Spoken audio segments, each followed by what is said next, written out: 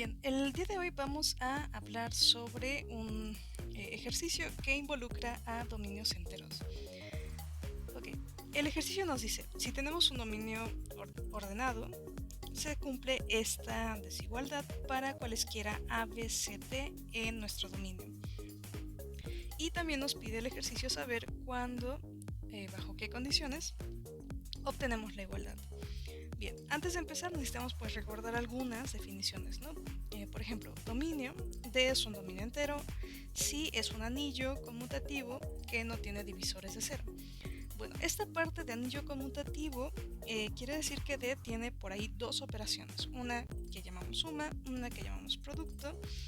Y cumple un listado de condiciones.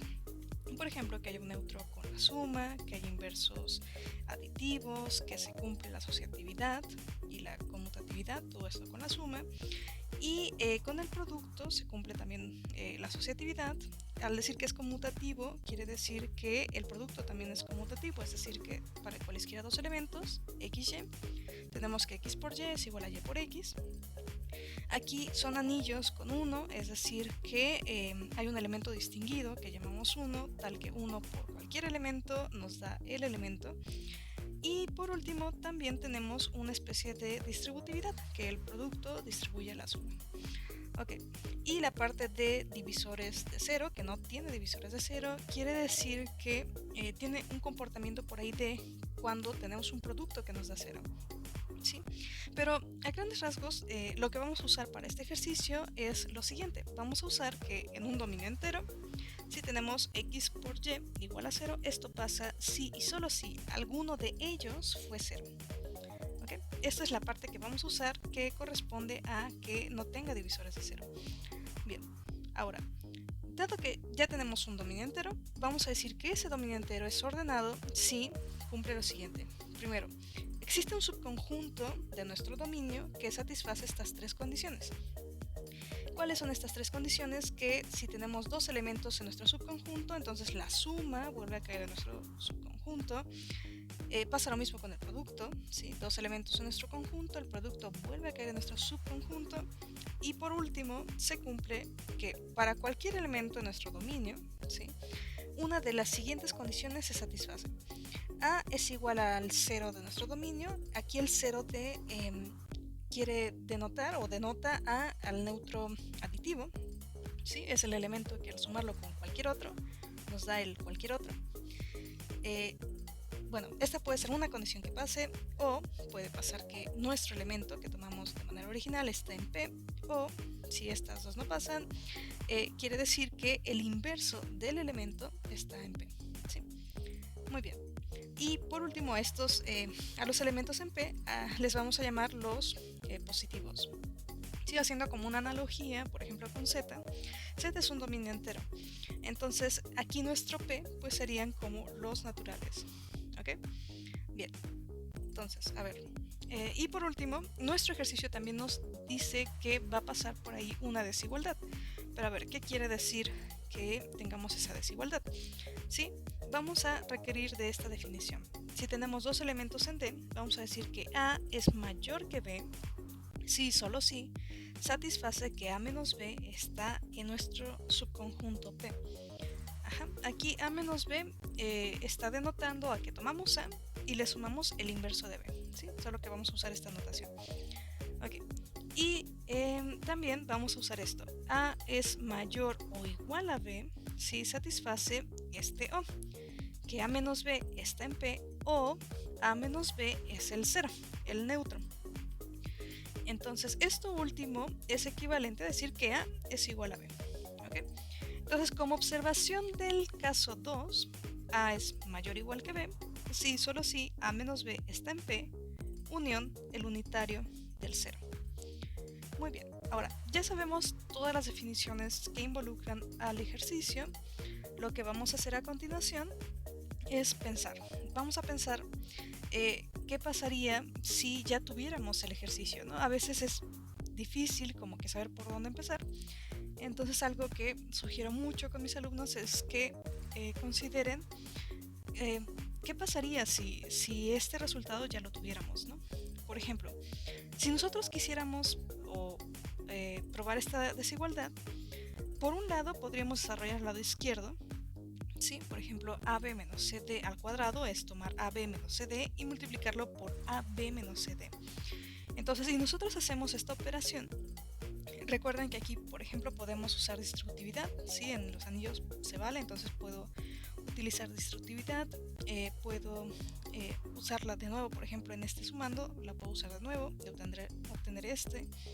¿Sí? Aquí, por ejemplo, en el primer sumando que aparece AB por AB, puedo usar que el anillo, como es dominio entero, es en particular un anillo conmutativo. Entonces, para cualquier elemento debe pasar esto, que x por y es igual a y por x. Entonces, usando asociatividad y que es conmutativo, este producto se puede ver como a cuadrada b cuadrada. ¿Sí?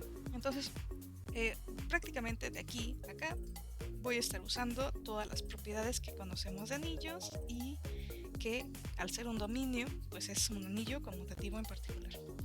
Ok, entonces del lado izquierdo llegaría a esta igualdad, del lado derecho, utilizando también todas esas propiedades, llegaría a esta igualdad.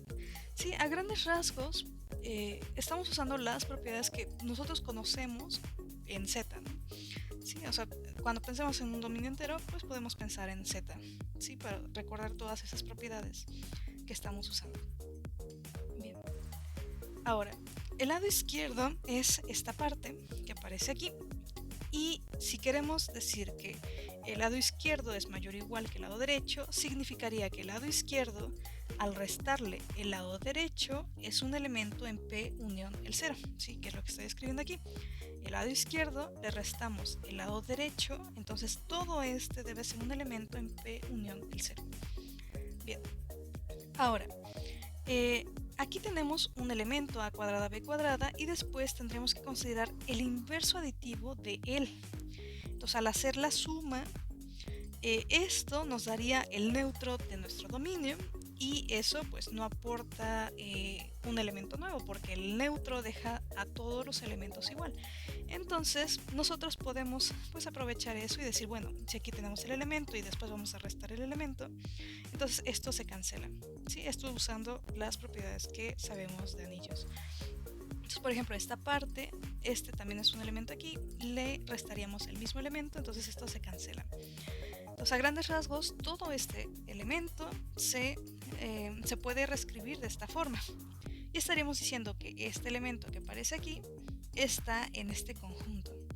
Bien, ahora acomodando algunas cosas aquí, por ejemplo, podemos tomar este sumando y factorizar por aquí un CB, ¿sí?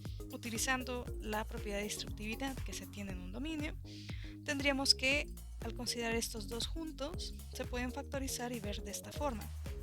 De igual forma, estos dos sumandos se pueden agrupar y factorizar de esta otra. Y por último, teniendo ya esta descripción, podemos de nuevo utilizar distributividad y verlo de esta manera. Todo esto sería igual a tomar CB menos AD multiplicado por CB menos AD.